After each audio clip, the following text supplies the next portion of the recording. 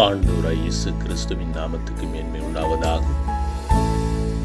சங்கீதம் 103 வசனம் 6 இப்படியாய் சொல்லப்படுகிறது: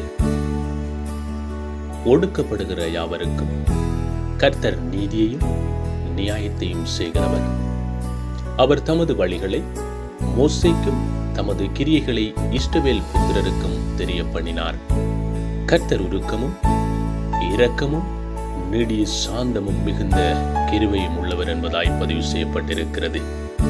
அன்பான தேவஜனமே, கர்த்தர் இரக்கம் உள்ளவராயிருக்கிறார்.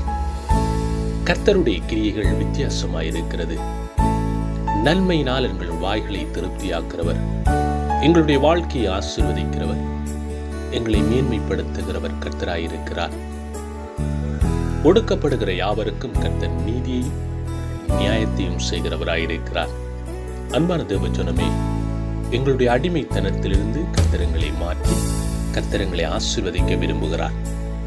கர்த்தரங்களை பாதுகாக்க விரும்புகிறார். அன்பான தேவஜனமே, நாங்கள் கர்த்தருடைய வார்த்தைகளை ஏற்றுக்கொண்டு